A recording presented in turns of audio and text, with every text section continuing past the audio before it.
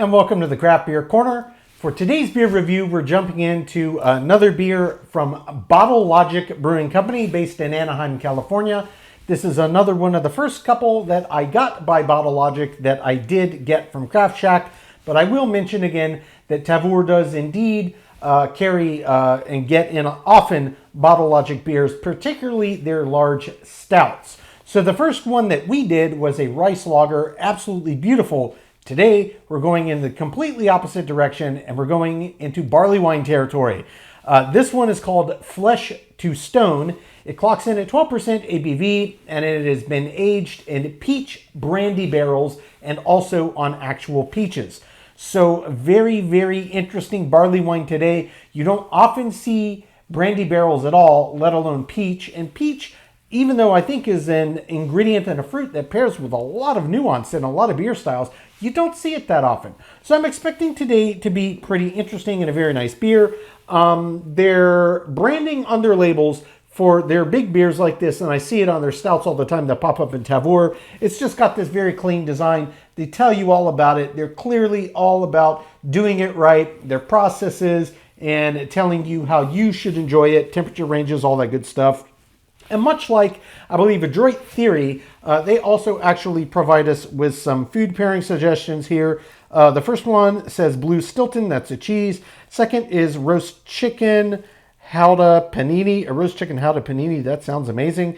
And then the last one is a blueberry pecan galette, whatever, a galette or galette. Sorry, I still need new glasses. I can't quite read that. But regardless, they do give you those pairings, and it sounds amazing.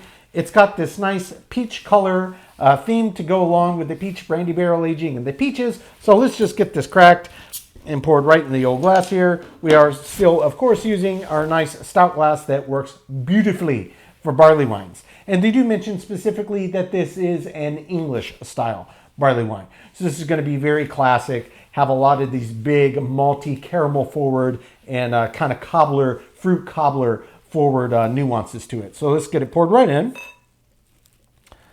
All right, this is pouring in the darker shade of the spectrum a little bit compared to your average barley wine. They can be all over the spectrum. This is certainly in the color wheel, but they do tend to be more of a caramelly color. Not always, but that is the norm more than the exception. This one's kind of a dark brown. Visually, yeah.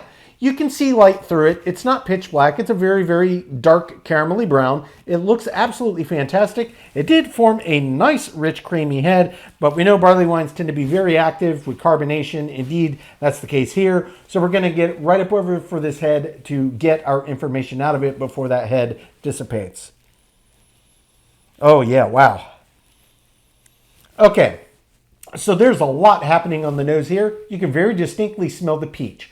And I can tell that it's spirit barreled, but because there's so much natural kind of caramelly, caramel notes that come out in the aroma in a barley wine, I wouldn't say that this smells to my nose like brandy. If I didn't know it was brandy barreled, I would guess bourbon. That's just what's strongly coming out of this, kind of peaches and the spirit barrel, which to my nose smells like bourbon, but of course we know that it's brandy.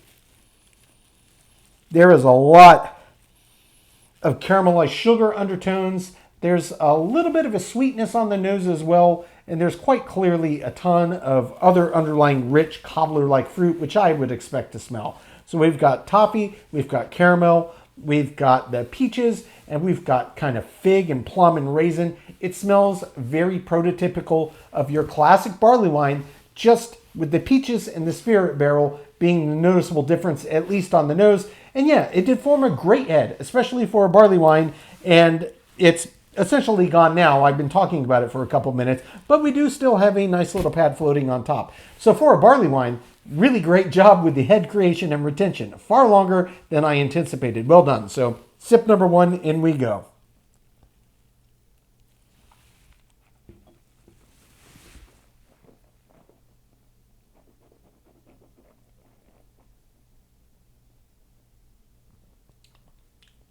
Oh, man. Oh, that's huge. It's delicious. Wow. Wow. It just hits you immediately. Immediately. This is so layered and nuanced and complex. This is legitimately, immediately, my first sensational reaction going to be in one of the top barley wines I've ever had, hands down. And it's not just the brandy, the peach brandy and the peaches they added to it. It's the underlying beer itself, and I'm getting a boatload of information out of both sides of the equation. So before we even jump into the flavor profile, let's talk texture and weight. This feels like a heavy beer. It's only 12%. That's kind of middle of the road for a barley wine, I guess. 12%, it's not light, it's not heavy. This feels like a very weighty beer. It's got a heavy, heavy body to it. The mouthfeel is also immensely resistant. Viscous, to be certain, there is just a boatload of it. You can feel it when you move across the palate, but in tandem with that natural resistance and thickness, it feels just unbelievably silky. Just super fine. We're talking velvet again. We've had quite a few beers of late that have been just velvety smooth. So that paired with this natural resistance and thickness, it feels like an extremely substantive beer, both in terms of its weight and its breadth when you swallow, as well as just that sensorial experience when you move it around the palate. It feels like a big beer, and it is a big beer. So now let's get into this flavor profile. Okay, this is just immediate wow territory. Just punch straight in the face with peach, then that brandy barrel opens up, and all of these other nuances that, and I could get quite a bit of it on the nose, and it really does all translate directly into the flavor profile in this glass, but there's so much more nuance coming in here. In particular, the underlying base beer itself, I am getting a ton of nuance that's really popping in and out, and it's not anything, groundbreaking, earth-shattering. It's just the way that it presents itself, how it keeps ribboning in and out, and just how crystal clearly you can pick out all of these independent flavor profile parts as this flavor just opens up on your palate. It's absolutely incredible. So your first hit with peaches, big, big, big right up front. Then you immediately notice the brandy barrel. Behind that, the big underlying richness of this malt bill. It's just boatloads of caramel. It's boatloads of toffee. So we've got this kind of richer, buttery toffee side in tandem with just kind of some normal kind of melted kind of caramel notes. But then we also get into some of these underlying richer notes that you don't often see in an English style barley wine. That's kind of leaning richly into these very caramelized sugar, these molasses-like flavors popping out. There is just a boatload of fig. There's a boatload of plum. There's apricot. There's raisin. I mean, this is one of those flavor profiles in a barley wine that's everything but the kitchen sink. It is massive and layered and nuanced and big and bold and pungent and upfront, and it is 100% delicious. I mean, just unbelievably good. I expected this would be a good beer. The Hanamachi that I had was really a fine rice lager, but this is my first big beer from Bottle Logic, and I know that they are much ballyhooed in the craft beer space, but for my first experience jumping into this special barley wine, what an absolute treat. Nothing could have prepared me for just how incredible this beer actually is. So as always, I've got to jump back in, get a second sip, let everything re-intensify. We'll pick it apart again, make sure I didn't miss anything key for you. Then we will talk about the balance and the finish, but unbelievable world-class beer right here, guys. Take two.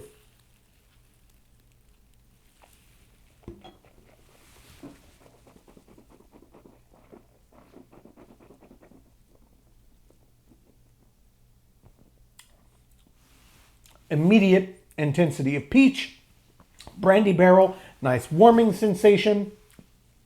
Immediately behind that, I'm getting buttered toffee. It's actually quite buttery. It's quite rich. Now we're getting into classic melted caramel. It's still opening up. There's vanilla nuances coming in here. Fig, raisin, even slight grape notes. We've got apricot. We've got plum. We've got molasses. I mean, it's just all moving in and out, and it keeps popping in and out.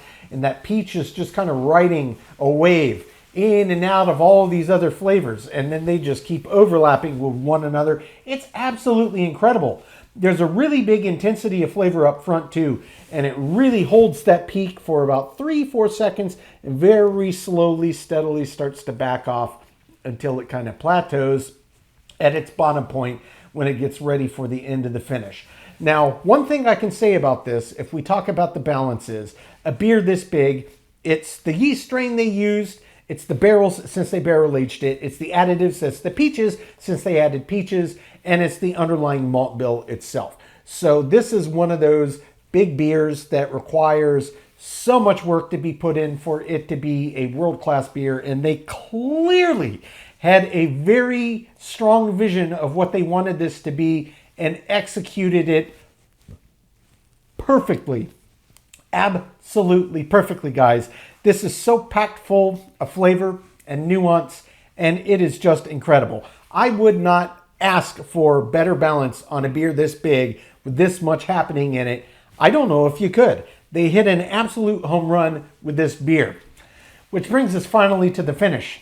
The finish on this beer is way longer than your average barley wine. You would probably expect that because it is barrel aged. But what is really lingering on the back, aside from the fact that yes, it's the barrel, it's not just the underlying sense of the brandy spirit itself, it's the intensity of the peach brandy barrel. So there's still just a boatload of peach flavor that's popping out mixed with that brandy, and in tandem with that, there's still actually quite a strong kind of buttered toffee undercurrent that lingers long after each sip, right aside that peach brandy and that peach intensity. Guys, this one's huge. This is a big, huge, delicious beer. What an absolute treat to jump into my first big beer from Bottle Logic. I mean, this one's just world class, guys. That's all I can say for now. I am going to take my time, sip on every last bit of this bad boy. When we come back, we will get this one ranked from top to bottom.